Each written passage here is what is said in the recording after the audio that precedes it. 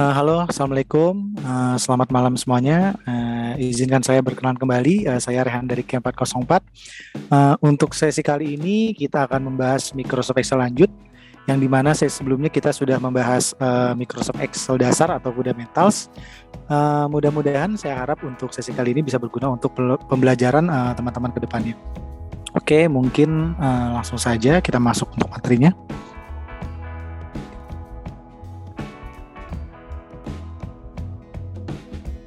Ya, halo Kak Novi, apakah sudah terlihat Kak?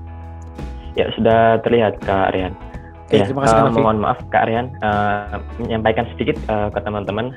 Jadi untuk sesi Zoom seperti biasa ya teman-teman. Untuk chat ini untuk selama sesi akan kita nonaktifkan terlebih dahulu. Nanti kalau teman-teman ada pertanyaan bisa dicatat dulu. Nanti di sesi Q&A kolom chat akan kami aktifkan kembali. Ya, silakan Kak Rihan. Baik, terima kasih Kak Novi. Oke, di sini kita akan membahas Microsoft Excel lanjut. Untuk yang pertama yang kita bahas adalah cara menggunakan VLOOKUP di Microsoft Excel. Oke, mungkin kalau dari yang pertama kita sudah membahas tentang VLOOKUP ya teman-teman. Jadi mudah-mudahan teman-teman sudah ada gambarannya, karena di sesi sebelumnya kita sudah membahas tentang VLOOKUP gitu. Sebenarnya untuk VLOOKUP sebenarnya sama untuk penggunaannya. Hanya saja di sini mungkin untuk tabelnya, untuk data yang diambil itu tabelnya berbentuk horizontal.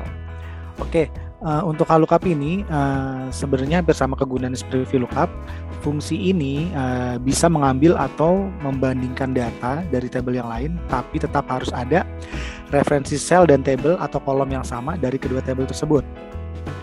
Nah, untuk VLOOKUP merupakan rumus yang digunakan untuk mencari nilai atau data dalam bentuk vertikal atau ke samping, seperti yang kita sudah belajar kemarin di Microsoft Excel Fundamental. Sementara VLOOKUP di sini nanti kita akan belajar yang biasa digunakan untuk mencari nilai atau data dalam bentuk horizontal atau baris. Jadi seperti yang kita lihat di sini. Nah, di sini untuk fungsinya VLOOKUP sebenarnya sama dengan VLOOKUP untuk penggunaannya. Jadi ada referensi sel, table, kemudian kolom keberapa. Nah, setelah itu di sini diakhiri dengan kosong atau false seperti itu, teman-teman. Nah, di sini akan kita lihat ada di PPT-nya ada contoh tabelnya. Jadi di sini kita akan mengisi kolom nama customer supaya teman-teman lihat yang masih kosong dengan menggunakan rumus VLOOKUP. Nah, tabel penjual dan tabel customer merupakan tabel referensi atau data atau tabel sumber yang akan dicocokkan berdasarkan kode customer. Nah, seperti teman-teman lihat di sini. Jadi nama customer ini nanti untuk datanya dicocokkan di tabel customer. Dan di sini seperti teman-teman lihat untuk tabel referensi untuk referensi sel dan referensi tabelnya atau kolom yang sama, ini bisa menggunakan kode customer seperti yang teman-teman lihat. Jadi di tabel penjualan dan juga di tabel customer masing-masing ada judul yang namanya kode customer. Nah, dan jadi di situ yang kita gunakan sebagai referensi tabelnya seperti itu.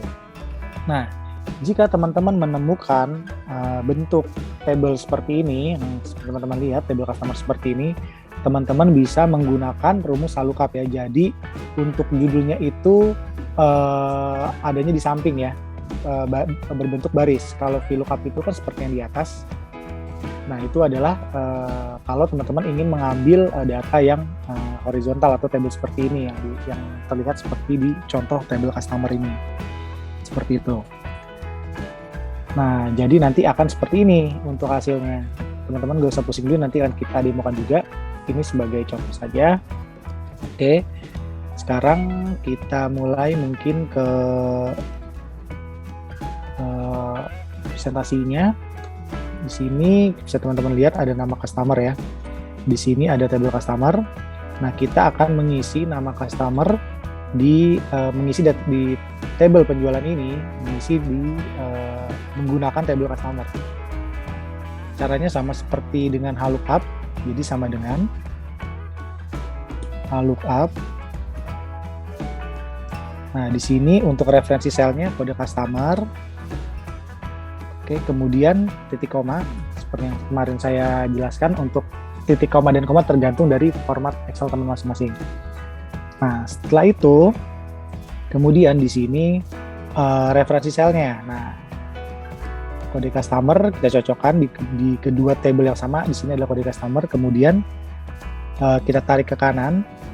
Nah, setelah itu kita hitung untuk baris keberapa seperti itu ya, atau kolom keberapa. Di sini 1, 2, 3, 4. Nah, jadi karena yang kita cari adalah nama customer, di sini dari kode customer dan nama customer sebanyak 4 baris seperti itu ya.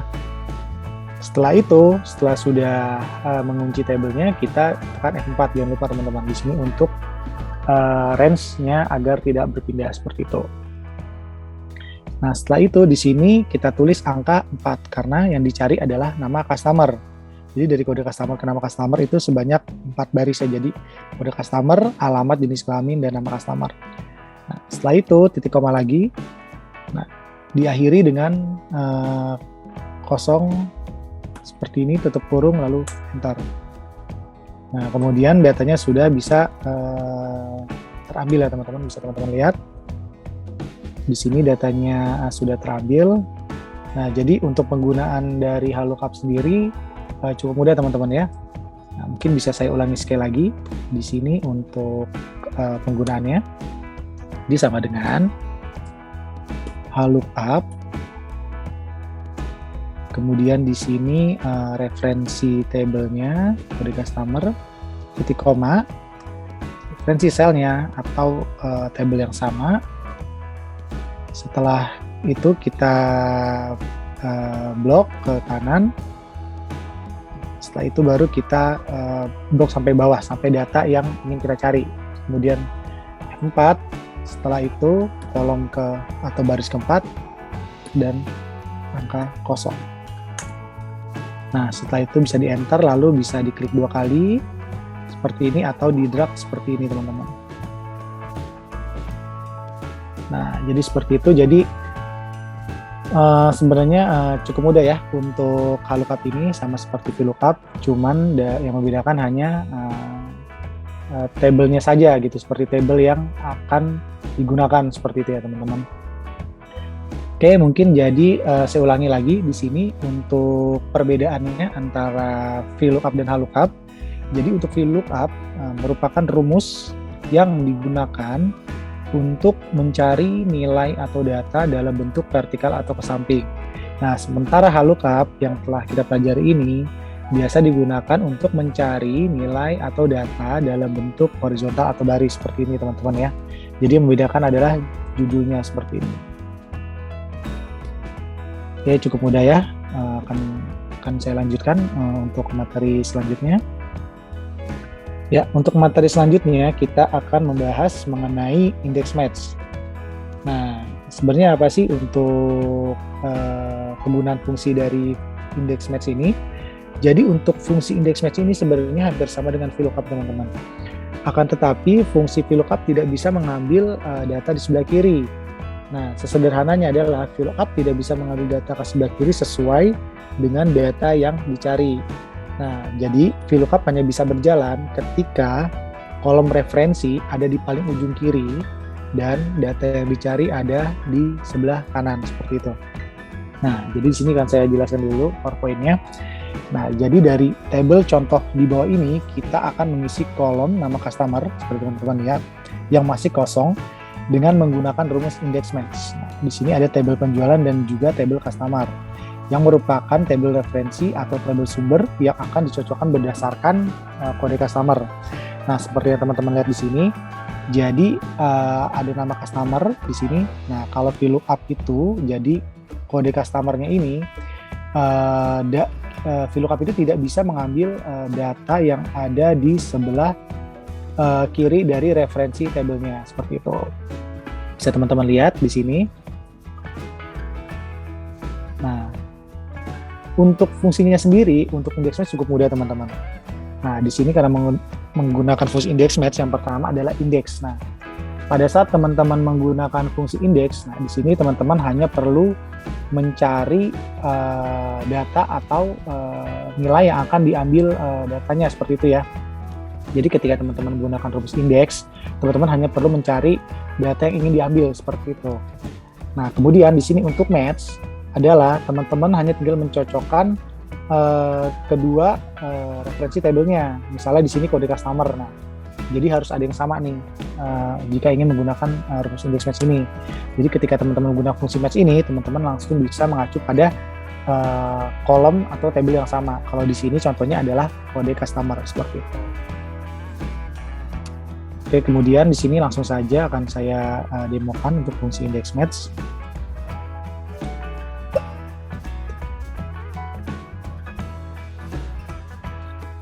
Oke, di sini mungkin akan kita cari tahu perbedaannya dari index match dan VLOOKUP ya teman-teman. Nah, sekarang kita coba di sini akan menggunakan rumus VLOOKUP untuk mencari nama customer di tabel penjualan ya. Misalnya di sini sama dengan VLOOKUP. Di sini ada kode customer-nya. Nah, kemudian di sini referensi sel-nya. Kemudian kita akan mengambil data nama customer yang ada di sebelah kanan. Kemudian F4, setelah itu 2, karena kode customer dan nama customer sebanyak 2 kolom, titik koma lagi, setelah itu kosong. Nah, di sini datanya sudah bisa terambil, bisa teman-teman lihat, di sini data sudah bisa terambil. Oke, sekarang di sini kita akan mencoba mengambil data nama customer yang ada di sebelah kiri kode customer ya. Kita coba di sini. Jadi sama dengan VLOOKUP kode customer,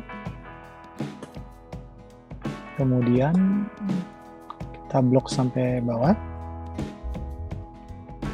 seperti ini ya teman-teman. Kemudian kita tarik ke kiri datanya, kemudian titik koma, kemudian 2, kemudian kosong. Nah, jadi di sini terbacanya NA ya teman-teman. Seperti teman-teman lihat, di sini terbaca NA. Jadi fungsi VLOOKUP itu memiliki keterbatasan, jadi dia tidak bisa mengambil data yang ada di sebelah kiri gitu. Di sebelah kiri tabel referensinya seperti itu. Nah, saya akan jelaskan di sini keunggulan dari index match. Nah, saya akan menggunakan rumus index match ini untuk mengambil nama customer yang ada di kanan dan juga di sebelah kiri ya teman-teman. Nah, caranya cukup mudah. Pertama di sini kita sama dengan index. Nah, ketika kita klik indeks seperti ini, kita hanya perlu mencari data yang ingin atau nilai yang data yang kita ambil. Nah, di sini nama customer ada di sebelah kanan ya. Oke, setelah itu kita blok. Nah, setelah itu jangan lupa kita gunakan F4-nya agar range-nya tidak berpindah. Kemudian titik koma lagi. Nah, sudah titik koma lagi, kita menggunakan rumus match. Nah, di sini. Nah, untuk rumus match ini kita hanya perlu mencari kolom yang sama di kedua tabel penjualan dan tabel customer. Di sini dengan judul kode customer ya untuk kolom yang sama.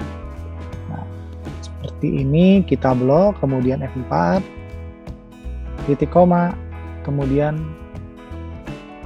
kode customer yang di tabel customer, di blok lagi. F4 di blok, kemudian titik koma lagi, kemudian diakhiri dengan kosong.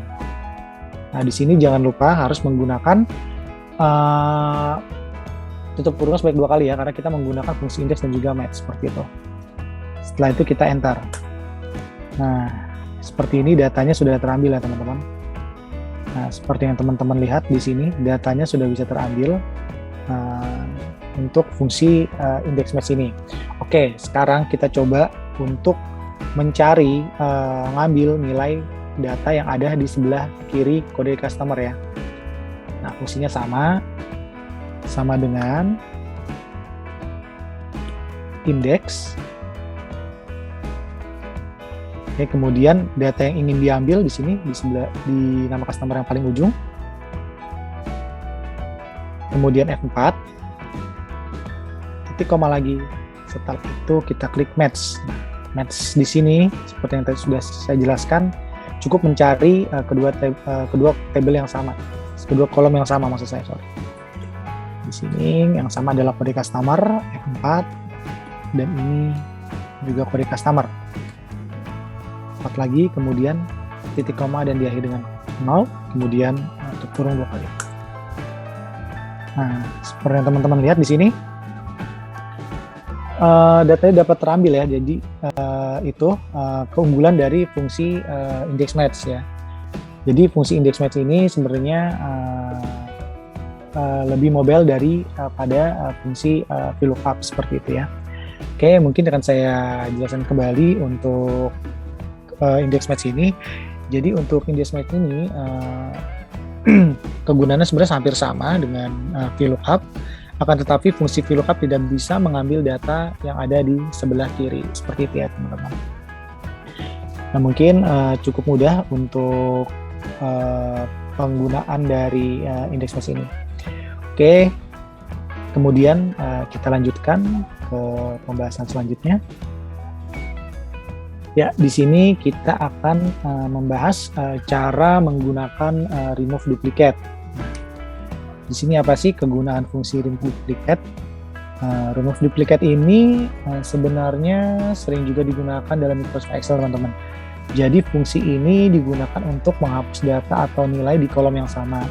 Jadi ketika teman-teman menemukan data yang duplikat atau double, teman-teman bisa menghapus data tersebut dengan menggunakan fungsi remove duplicate ini, seperti itu. Nah, jadi yang bisa teman-teman lihat di sini untuk kegunaannya, jadi di contoh ini akan menghapus data berdasarkan kolom atau judul jenis kelaminnya ya teman-teman. Nah, di sini caranya, pertama blok semua tabelnya, kemudian pilih menu data di sini di menu program Microsoft Excel-nya. Setelah itu teman-teman pilih klik remove duplicate, kemudian akan muncul box seperti ini. Nah, box seperti ini. Nah, teman-teman tinggal pilih nih. Yang pertama, kalau default-nya nanti akan tercentrang semuanya. Mungkin teman-teman bisa pilih unselect. Setelah itu, teman-teman bisa checklist sesuai dengan kebutuhan masing-masing seperti itu. Setelah itu, klik OK. Nah, jadi nanti hasilnya akan seperti ini, teman-teman. Oke, mungkin langsung saja untuk contohnya.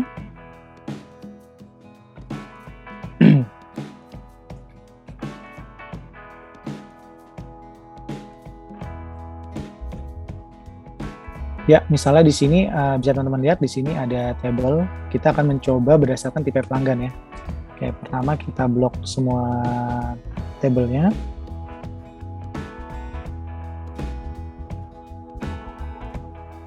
Kemudian kita pilih data. Kemudian kita pilih remove duplicate. Nah, di sini kita bisa klik unselect all. Nah, di sini misalnya kita pilih tipe pelanggan misalnya. Kita klik OK. Nah, jadi kolom di sekitarnya juga akan terhapus. Cuma untuk fungsi ini tidak bisa memfilter ya teman-teman. Jadi kita tidak bisa menentukan kolom di sebelah kiri mana atau kanan yang akan terhapus. Jadi di sini secara otomatis. Nah, jadi di sini adalah fungsinya adalah untuk menghapus data yang double. Dan fungsi ini kalau teman-teman ingin menghapus data di sekitarnya. Nah, tapi jika ingin menghapus data kolomnya saja, misalnya di tipe pelanggan saja, teman-teman juga bisa menggunakan fungsi remove duplicate ini. Caranya bersama, teman-teman tinggal perlu blok kolom yang ini. Setelah itu remove duplicate, pilih yang continue with the current selection. Nah, setelah itu teman-teman tinggal klik OK. Nah, jadi tipe pelanggannya saja nih yang terhapus ya untuk data yang sama. Nah, jadi di situ adalah ada dua fungsi dari remove duplicate. Yang pertama, dia bisa menghapus data double, hanya saja yang pertama itu tadi kita gunakan fungsinya, data di sekitarnya atau data-data yang lain itu ikut terhapus juga. Sedangkan yang kedua, kita juga bisa menentukan hanya data yang kita sort ya, jadi hanya tipe pelanggannya saja yang terhapus seperti itu ya. Jadi itu cukup mudah sekali teman-teman di sini untuk kegunaan dari fungsi remove duplicate. Jadi saya ulangi kembali. Jadi di sini untuk remove duplicate ini digunakan untuk menghapus data atau nilai yang double di kolom yang sama seperti itu ya. Oke, di sini cukup mudah. Kemudian mungkin akan saya lanjutkan kembali ke pembahasan selanjutnya.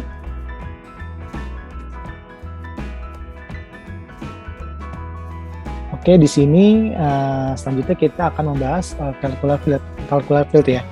Jadi apa sih calculate field ini? Jadi calculate field ini adalah penambahan kolom baru atau perhitungan ya, bisa perhitungan ini di fungsi pivot table. Kalau kita kan sudah belajar kemarin ya di Microsoft Excel dasar atau fundamentals untuk penggunaan pivot table. Nah, jadi seperti ini kurang lebih untuk penggunaannya. Jadi kita ingin menambahkan satu kolom field yaitu total harga pada contoh pivot table yang terdapat pada gambar di bawah ini. Nah, seperti yang teman-teman lihat di sini di table ini, jadi nanti kita akan menambahkan total harga ya. Kalau teman-teman lihat di sini untuk table defaultnya di sebelah kiri ini, jadi hanya tanggal, nama barang, harga dan quantity.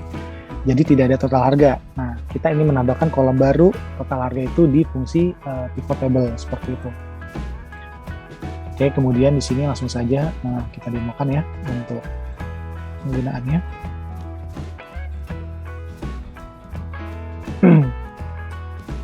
Nah, di sini kita akan menggunakan fungsi pivot table dulu ya teman-teman.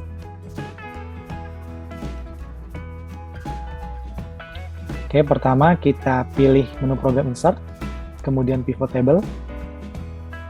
Nah, kita sudah belajar kemarin ya di sini. Kita pilih yang existing untuk di worksheet yang sama. Oke, kemudian kita coba pilih tanggal. Kemudian nama barang di row, harga di value, kemudian di quantity.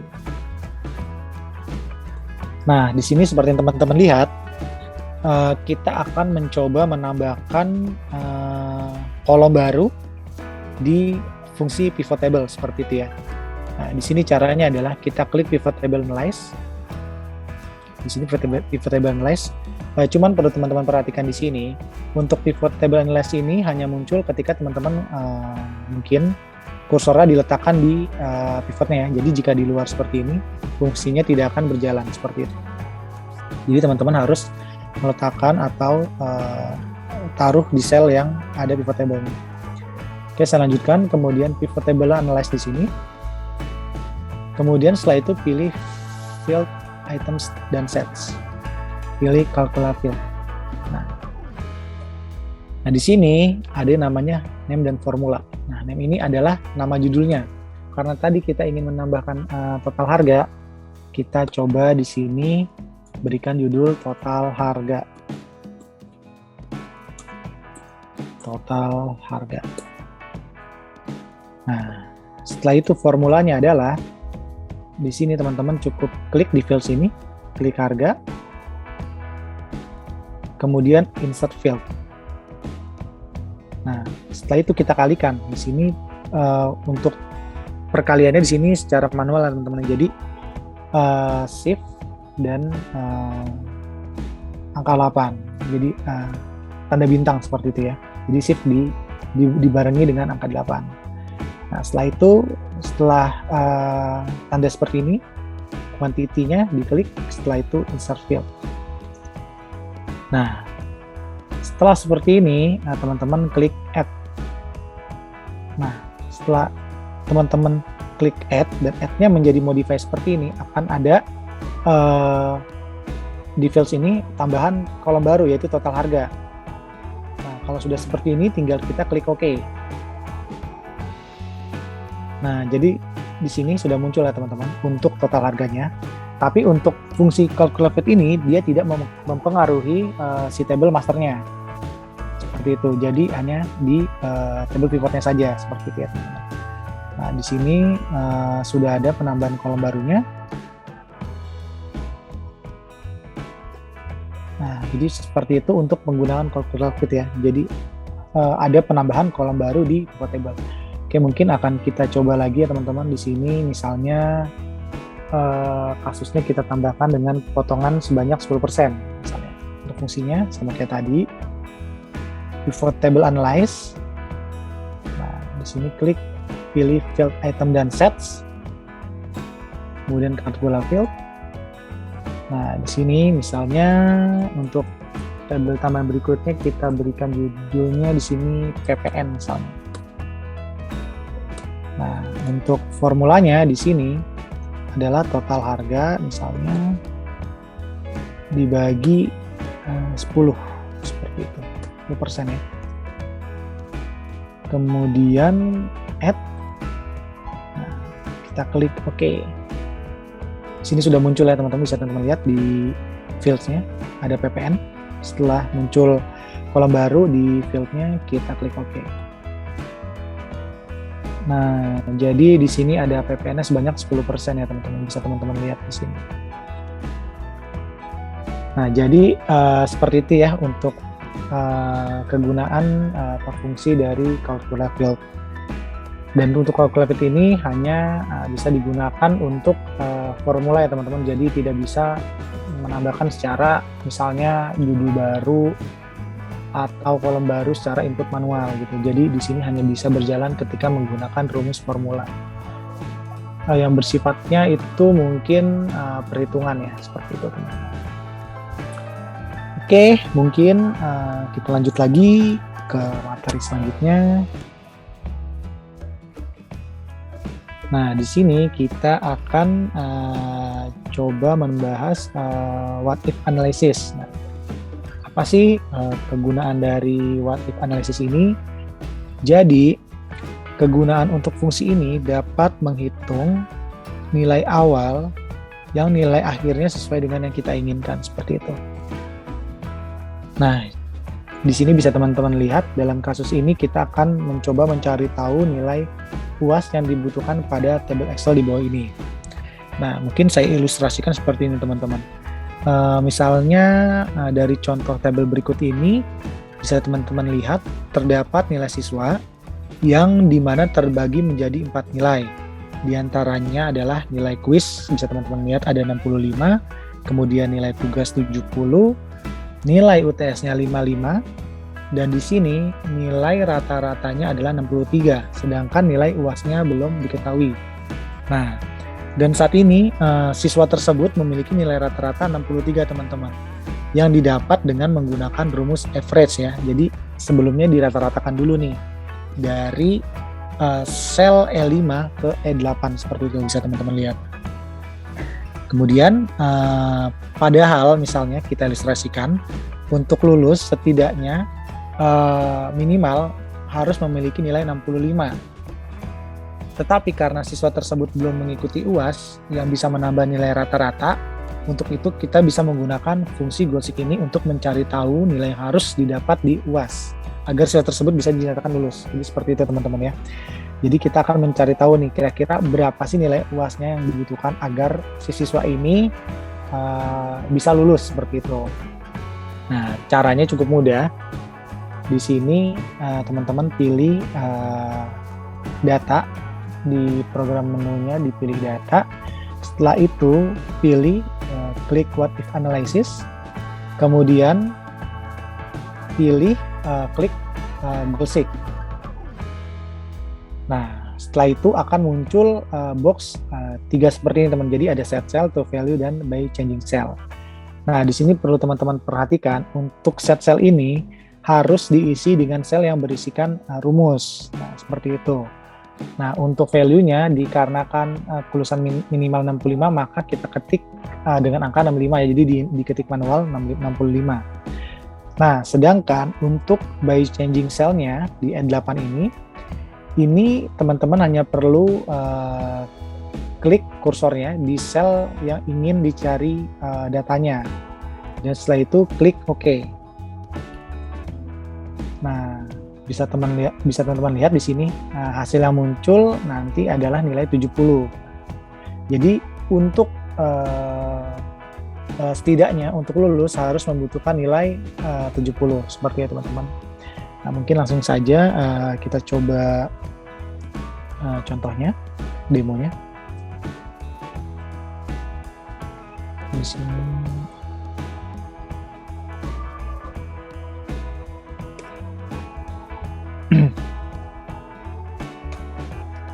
Nah, di sini kita ilustrasikan lagi teman-teman ya. Nah, misalnya di sini pertama kita blok terlebih dahulu.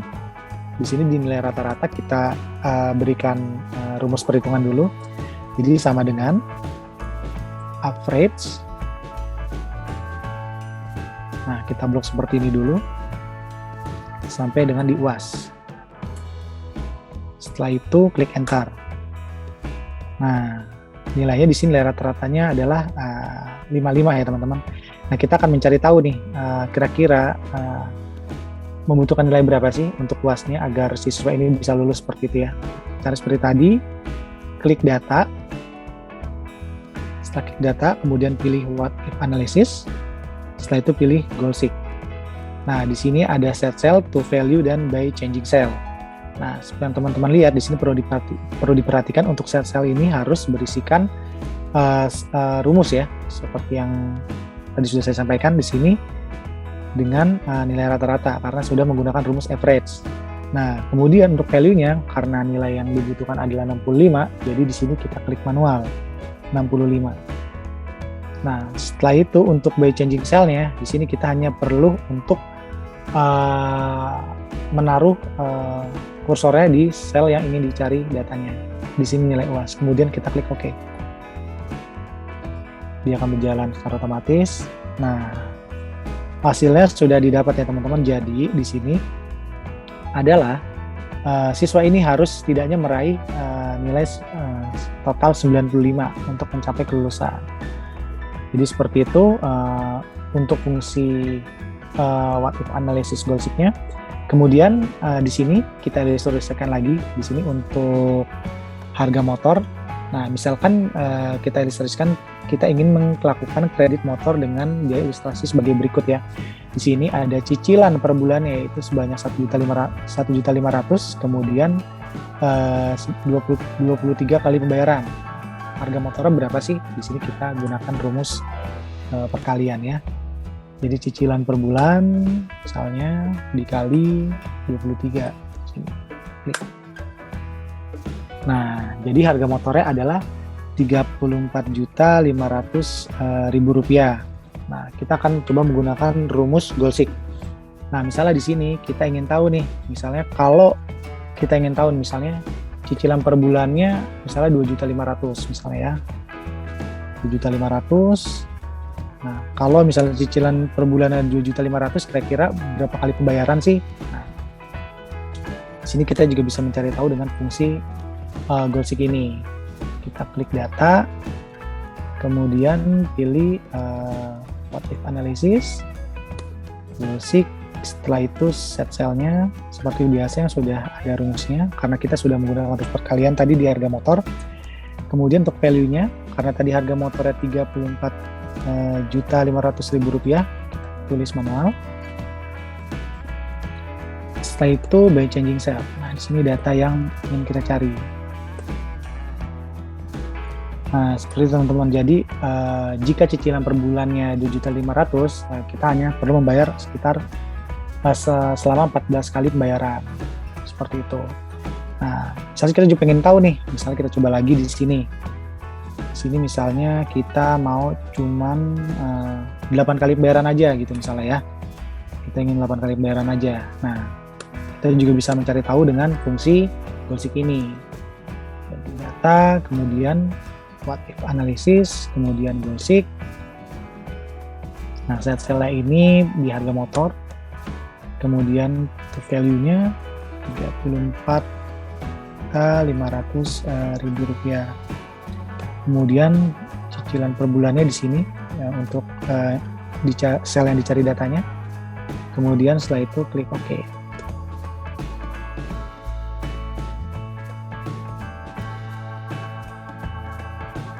Sorry, mungkin ini kurang ya teman-teman, maaf.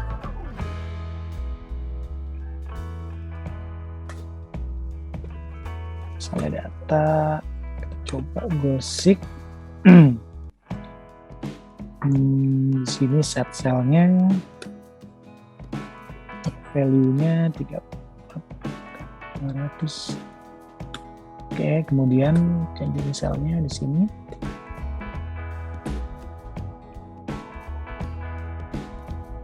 Nah, hasilnya sudah muncul. Jadi kalau kita ingin melakukan 8 kali pembayaran saja, yang per bulannya adalah Rp4.312.500 seperti itu.